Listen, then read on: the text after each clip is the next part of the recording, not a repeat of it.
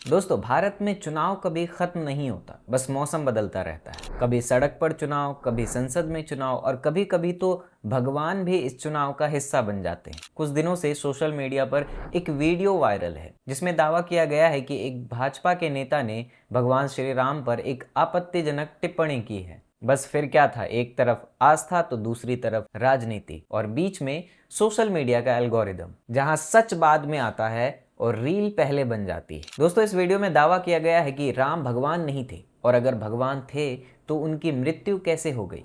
मैं डंके के चोट पर इस बात को कहना चाहता हूं कि राम कोई भगवान नहीं है, और अगर राम भगवान थे या हैं तो मर क्यों गए। अब इस एक लाइन ने इंटरनेट को दो हिस्सों में बांट दिया है। एक पक्ष कह रहा है कि ये करोड़ों लोगों की आस्था का अपमान है, तो वहीं दूसरा पक्ष कह रहा है कि सवाल पूछना अपराध नहीं है। और साथ ही साथ तीसरा पक्ष, जो हमेशा की तरह कमेंट सेक्शन में लिख रहा है कि पहले मेरा कमेंट लाइक करो, फिर बाद में देश बचाना। दोस्तों, भारत में एक अजीब परंपरा बन चुकी है। नेता कुछ कहते हैं तो उनकी पार्टी कहती है उनके बयान से हमारा कोई लेना देना नहीं है, और समर्थक कहते हैं कि भाई पूरा वीडियो देखो, और विरोधी कहते हैं यही है असली चेहरा। और मीडिया, कुछ चैनल तो ब्रेकिंग न्यूज बना देती है और कुछ डिबेट, और कई तो 30 सेकंड की क्लिप को 30 घंटे तक चलाते रहते हैं। दोस्तों, लगता है अब देश में जीडीपी से ज्यादा वीडीपी बढ़ रही है, वायरल डोमेस्टिक प्रोडक्ट। लेकिन यहाँ पे सबसे जरूरी सवाल ये है कि क्या किसी भी धर्म या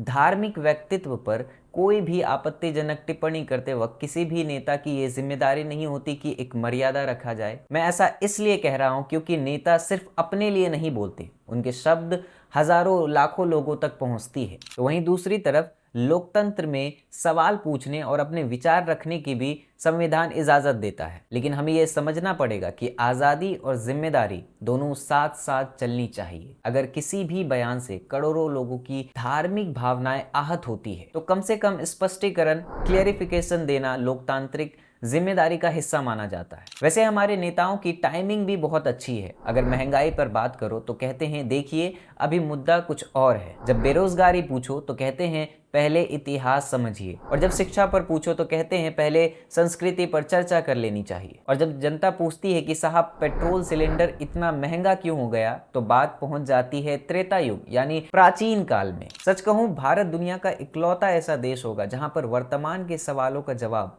इतिहास के अध्यायों से दिया जाता है। दोस्तों, आस्था किसी भी समाज की आत्मा होती है और राजनीति लोकतंत्र का हिस्सा। लेकिन जब इन दोनों को आमने सामने खड़ा किया जाता है तो सबसे ज्यादा नुकसान आम जनता का होता है, क्योंकि असली मुद्दे पीछे छूट जाते हैं। दोस्तों, अगर ये वायरल वीडियो सही संदर्भ में है तो उस पर जवाब भी आना चाहिए, और अगर वीडियो अधूरा है तो इस पर पूरा सच भी सामने आना चाहिए। क्योंकि पत्रकारिता का काम किसी भी पक्ष को लेकर जय जयकार करना नहीं, बल्कि पूरी तस्वीर दिखाना होता है। दोस्तों, आपकी क्या राय है कि नेताओं को धार्मिक विषयों पर बोलते समय क्या अधिक जानकारी या फिर अधिक जिम्मेदारी लेनी चाहिए या नहीं चाहिए? मैं हूं आदिल और आप देख रहे हैं द ग्राउंड चैप्टर। धन्यवाद।